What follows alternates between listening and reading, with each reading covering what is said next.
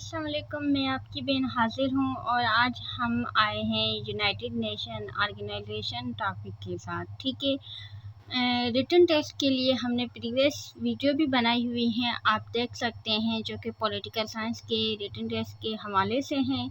और आज हम यूनाइटेड नेशन को देखने वाले हैं। देखो, वैसे तो जो ऑर्गेनाइजेशन है उनके हेडक्वार्टर और वो कब इस्टेब्लिश हुई, उनके मेंबर स्टेट कितने हैं, ये देखना बहुत ज़रूरी है। इन्हें मद्देनज़र रखना, अपनी नॉलेज में रखना बहुत ही ज़रूरी है।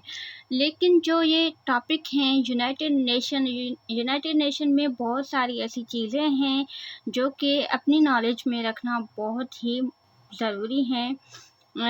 हमें चाहिए कि हम मोस्टली यूनाइटेड नेशन को तो बहुत ही अच्छे से कवर कर लें। तो आज हम यूनाइटेड नेशन के उन जो MCQs हैं उनके साथ हैं जो रिटन में ज़रूर आते हैं। ओके, तो चलते हैं अपने टॉपिक को देखते हैं। ठीक है, the charter of United Nation was signed on.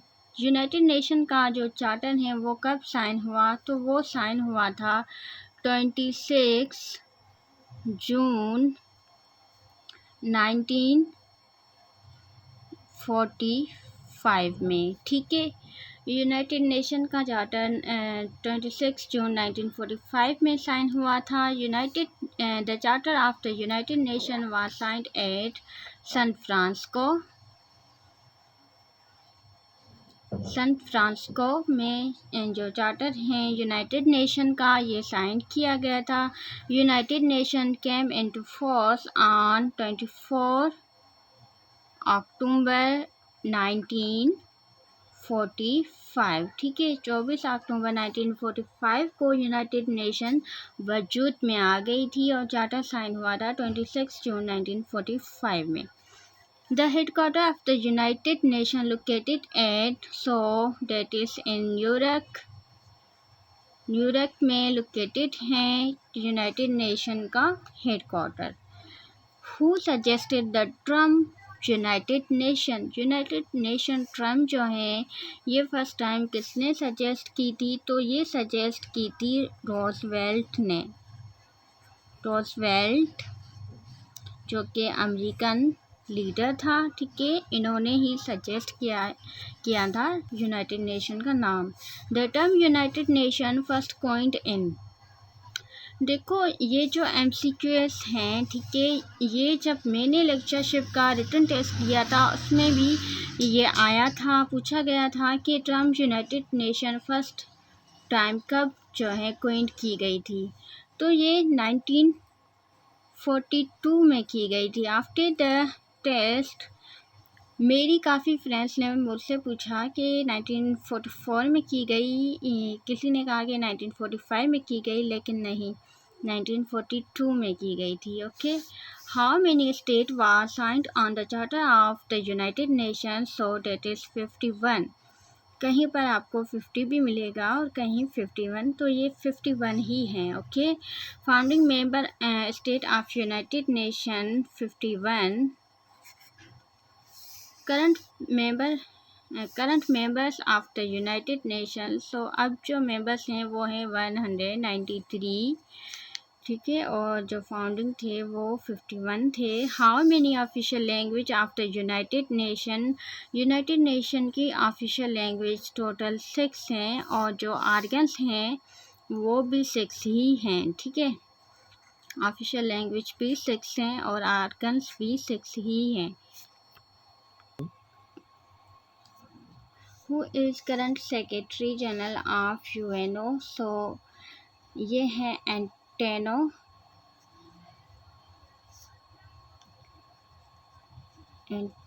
Antonio Guterres.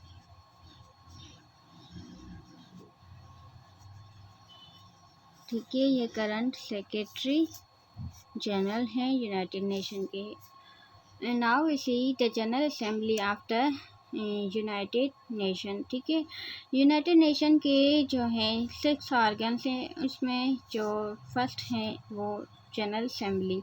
The organs of the UNO General Assembly known as, जो यूएनओ जनरल असेंबली हैं ये वर्ल्ड पार्लियामेंट जानी जाती हैं, ठीक है, world parliament.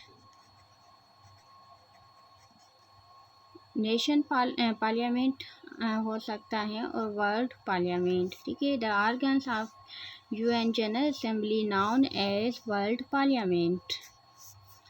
The General Assembly is a primary deliberative and a policy making body, ठीक है।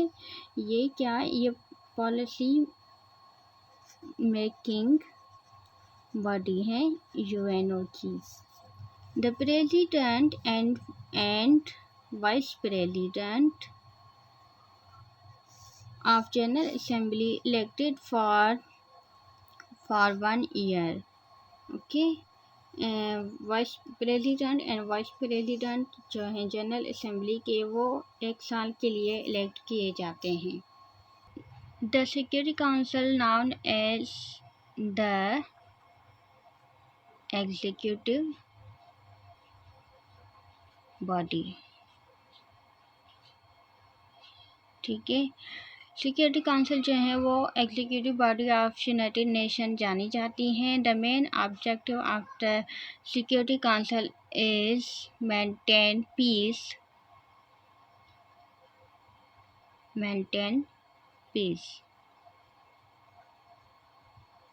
ठीक है। सिक्योरिटी काउंसिल जो है, इनका जो मेन ऑब्जेक्टिव है वो है मेंटेन पीस, मतलब कि पीस को बरकरार रखना।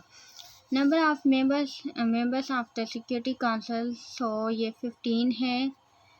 15 में 5 जो हैं वो परमानेंट हैं और जो 10 हैं, 10 नॉन परमानेंट मेंबर्स हैं, ठीक है। The non permanent members elected for the term of, तो 2 साल के लिए 2 years के लिए इलेक्ट होते हैं। जो परमानेंट मेंबर्स हैं, नॉन परमानेंट मेंबर्स हैं, वो 2 year के लिए इलेक्ट होते हैं बाय UN जनरल असेंबली, ठीक है, जनरल असेंबली से। The headquarter of the security council located in New York में हेडक्वार्टर लोकेटेड हैं। देखो, सिक्योरिटी काउंसिल इकोनॉमिक और द सेक्रेटेरिएट और ट्रस्टीशिप और जो जनरल असेंबली है, इन सब के 5 ही के हेडक्वार्टर जो हैं वो न्यूयॉर्क में लोकेटेड हैं।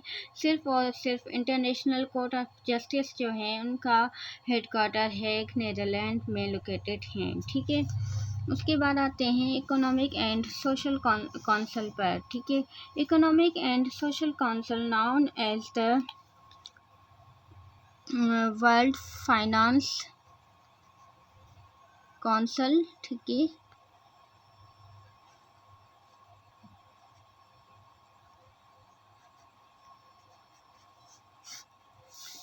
It is compressed on how many members, सो इसमें 54 मेंबर स्टेट होते हैं। The headquarter of the economic council located in New York, ठीक है, न्यूयॉर्क में इसका हेडक्वार्टर है। The members of the economic council elected for the term of, तो ये 3 years के लिए इलेक्ट किए जाते हैं bye general assembly on the recommendation of the security council, okay. तो जनरल असेंबली में से जो इकोनॉमिक सोशल काउंसिल के मेंबर हैं वो इलेक्ट होते हैं, लेकिन सिक्योरिटी काउंसिल की रिकमेंडेशन पर 3 years के लिए। The secretariat is known as administrative body,